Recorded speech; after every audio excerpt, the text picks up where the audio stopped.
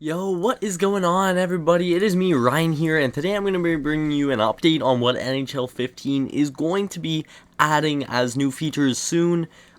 Soon, debating on what your definition of the word is, but these are all going to be features that are added at some point during the game's life cycle. So, this is a post from EA_Caro on the actual EA forum, so he is a community manager, so this is like a legitimate post. He is one of the EA Sports, like, he works for EA Sports. So, in September, let me just read this quick blurb first, by the way. If you want to read it yourself, the link will be in the description down below.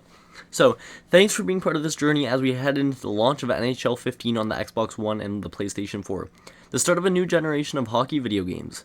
We're incredibly proud of the next generation gameplay and presentation experience we've created for all of our fans.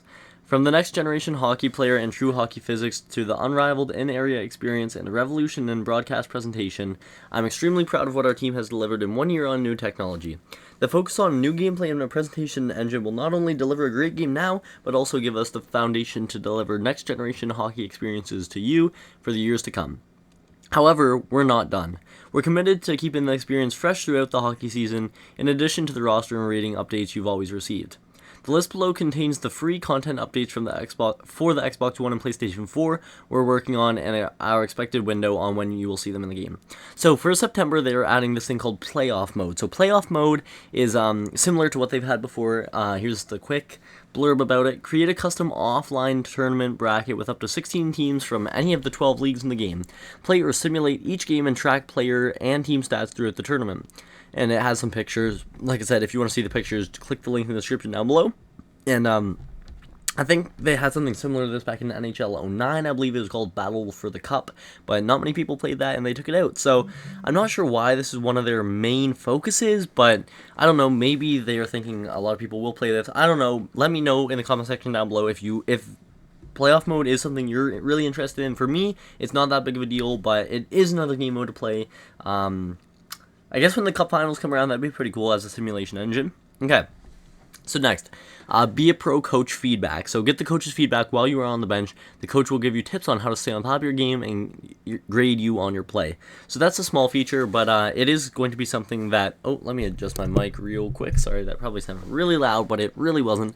That's something small, but for players that play Be a Pro, that could actually be something different. I haven't touched Be a Pro yet. Well, a bit, but I haven't actually played it, and I know a lot of people are complaining about that you can't simulate shifts, so I'm guessing that's going to be something they're going to try and change it if they can. If not, that's going to be really unfortunate, because I know a lot of people aren't going to be playing Be a Pro because of that feature alone. I know 2BC, I actually do watch his videos quite a bit, and his Be a Pro mode, he completely just quit because there was no skip, so it's understandable. For me too, I definitely wouldn't be playing that.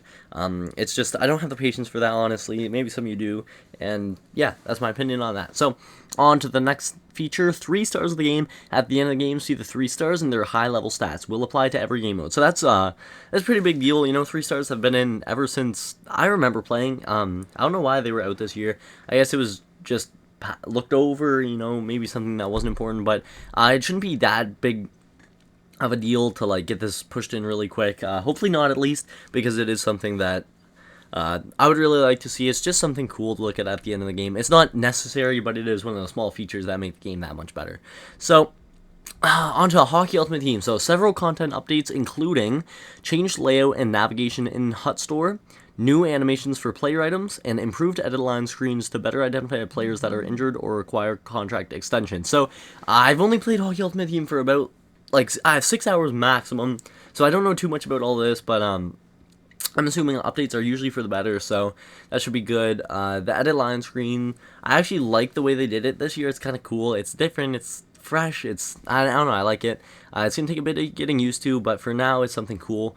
So, I don't know. I guess knowing where they require contracts or injury cards is difficult, but I haven't had to deal with that yet, so... I don't know. I'm glad that they're changing it, because obviously there were some complaints about it, or they're expecting them. So that was all stuff that's supposed to be done in September.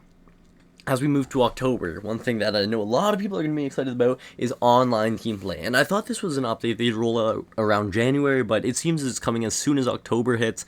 Well, sometime during October, which is a lot quicker than I expected. So, online team play, online multiplayer mode, where every player on the ice can be human controlled. But the trick with this one is it's 5v5. Goalies are not part of this. So, I'll get into that in a second, though. Actually, no, let me hit this real quick. So, the reason why it's 5v5 is this from EAHLT, a developer of EA Sports, at EA Sports, sorry. Goalies add another level of complexity. We want to get OTP in your hands ASAP as we continue to work on fleshing out the experience. So that is why there cannot be goalies in online team play, which kind of sucks. It sucks a lot, actually, but I'd rather have a basic OTP than no OTP. I don't know. Let me know your guys' opinions on that down below. Finally, the GM draft. For the first time in the NHL franchise, you will be put on the clock and feel the pressure like real NHL GMs. You will now only have three minutes to make a draft pick. If the pressure is too much, you can also call timeouts to extend the amount of time you will have to make a draft pick or potentially negotiate a trade. You can make trades at any time during the draft. The CPU will also propose trades to each other and the user throughout the draft. So I know a lot of people were really complaining about this, and it seems though it's not coming till October, but I'm sure it's not something that's necessary. I know a lot of the BGM guys, this is a big deal to them, and I can understand why. I understand the draft is a huge feature, but it seems though when they roll it out, it's going to be better than ever. So that is something to look forward to.